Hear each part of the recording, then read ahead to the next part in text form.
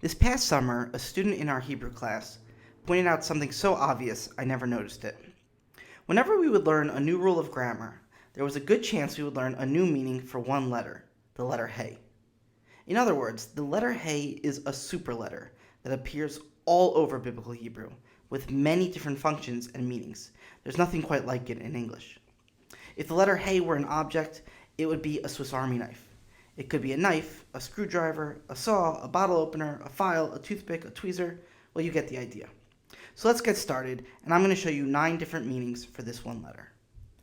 First, the letter He is most often used at the beginning of a word as a definite article, which is a fancy way of saying it means the tiny word the. In Genesis 3:11, God doesn't ask Adam if he ate from a tree, eitz, which would be fine, but whether he ate from ha-eitz, the tree, which he was commanded about, that tree of knowledge of good and bad. This one letter, which points to a specific tree, a definite tree, means Adam and Eve would be kicked out of Eden. This type of use of the letter He appears all over the Bible in almost every verse for approximately 24,854 times. That's a lot. Moving on to number 2, Biblical Hebrew doesn't have any punctuation, which means there is no such thing as a question mark.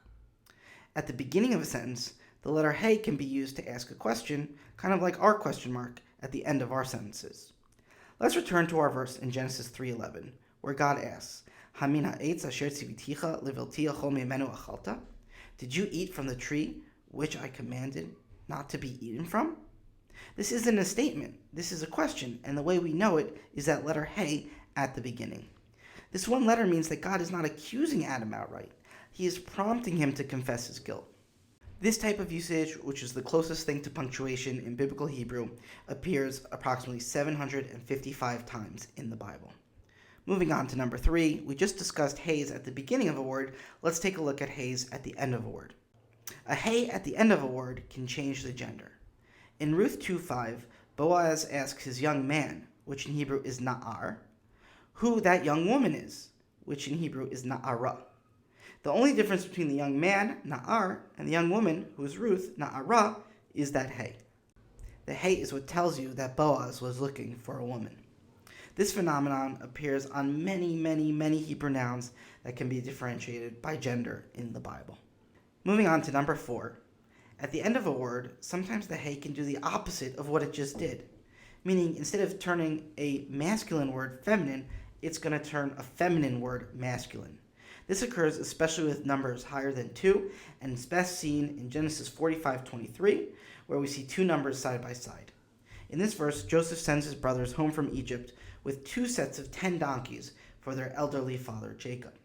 There are 10 male donkeys, asara chamorim, and 10 female donkeys, eser atonot.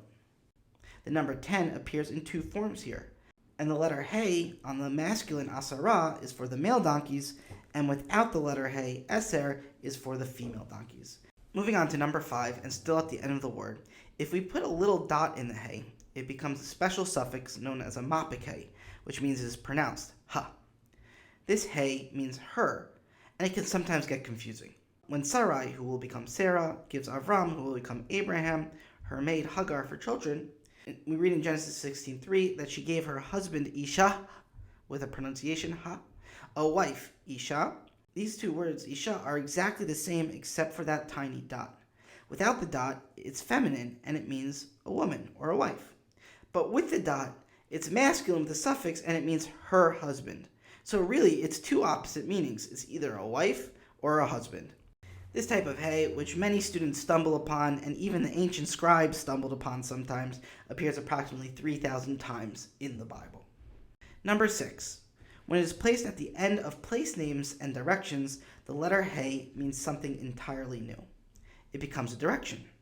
Returning to Joseph's conversation with his brothers, in Genesis 45:4, Joseph reveals that I am your brother, who you sold toward Egypt.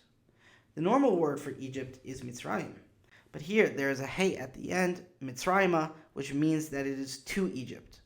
The brothers didn't sell Joseph in Egypt, rather they sold him to a caravan on its way to Egypt, towards Egypt, and that's what Mitzrayima means, on the way to Egypt, in the direction of Egypt.